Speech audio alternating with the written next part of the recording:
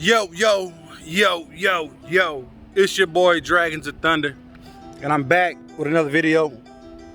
So, I'm out and about.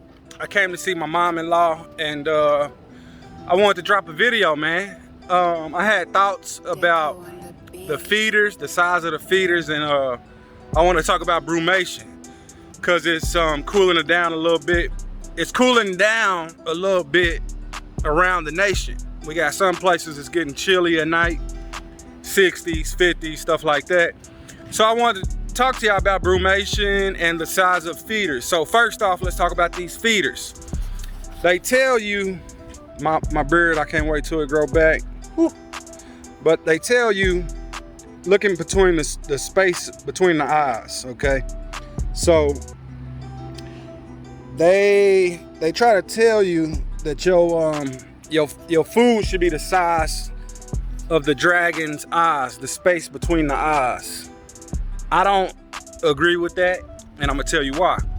If your husbandry is on point and you got your temps up to where they supposed to be, and the dragon is warm enough, and the environment allows the dragon to digest that food, you don't need to worry about the size of the feeder. Of course, don't go feeding super jumbos to this guy. He ain't gonna be able to eat it.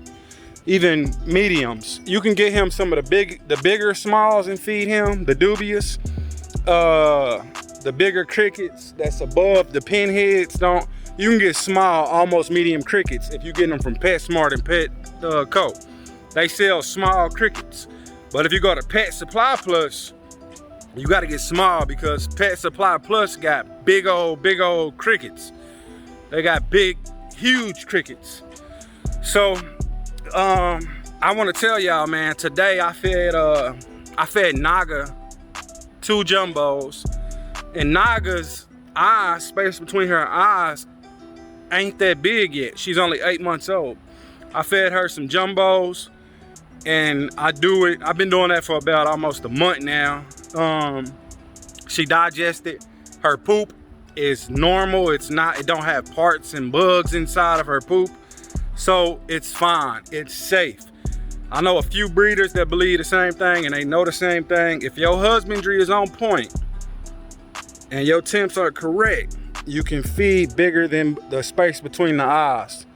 My boy Fang about to bust out that shed, man. So yeah, man, I feed dubia, black soldier fly larvae, waxworms, crickets, superworms, mealworms, and hornworms.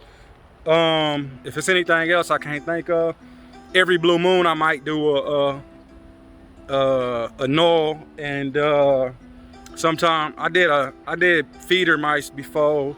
What else? That's about it right now. Oh, eggs. You can do eggs, scramble them, put them in a bowl, microwave them on like 30 seconds, feed it to your dragons after it cools down. That's a great way to put some weight on your dragon, or feed a gravid female, or a female that just laid eggs. You know what I'm saying? You have to have variety, even on your greens and salads. You know, look up different salads. Like they say lettuce is bad, but certain lettuce is good. But greens, collard greens, turnip greens, mustard greens, you know what I'm saying? Like, just have a variety of greens, carrots, peppers, things like that. You know what I'm saying? Have variety. That's key, man, to growing your dragon big and healthy. So anyway, that's what I wanted to talk about on the size between the eyes, man. It's bull crap. It's for like Barbie dragons or play dragons, but these are bearded dragons. If they was in the wild and they seen a bug bigger than the space between their eye, they would hurry up and eat it, especially if they hungry. You know what I'm saying? In the wild, they gonna eat some big stuff, man. Just face it. Now, brumation is getting pretty cool. In the 70s here in Texas, North Texas, in the Dallas area, it gets down to 70 at night. My dragons are starting to show it. They're trying to slow down and chill and be in the cave. But I take them outside during the daytime when it's like 90, when it's like 96, 95, 94, I'll take them outside, put them outside in the backyard. And sometimes I will let them free roam. If I'm back there for a while, I'll let them free roam. I let him free roam for the first time today. He took off and I ain't gonna do it. I'm not gonna do it for a little bit. I'll give him a couple of more weeks or a month and I'll start training him on that. But until then, I'm not gonna do it because I do not want to lose this guy. But yeah, he took off on me. So anyway, dragons are starting to slow down, man. The temp is dropping. What you need to do is, during the daytime, to keep your dragon very active, get them outside. You can even bump your heat up a little bit, you know what I'm saying? Get the ambient temp on the high side around 105 to 115, 112, somewhere in there, the ambient temp. Now basking spot, I try to hit that sweet spot of 121, 122, and the dragons will bask on that, man. They love it. So raise your temps up if you can. Don't let these young dragons go into brumation. If you let your young dragon go into brumation, it's gonna stop the growing process. And between that newborn to 18 months to 24 months is the most important time for your dragon's growth. Most of these dragons will not stop growing until 2 years, man. People try to say that they stop growing at a year. That's bullcrap. E-Ray busted a full body shed after he was a year old. Zula busted a full body shed, busted that out, went into a head shed, then her limbs, and then went into another shed after she was 1 year old. It's not gonna be every week or every month that they shed and grow, but they will grow.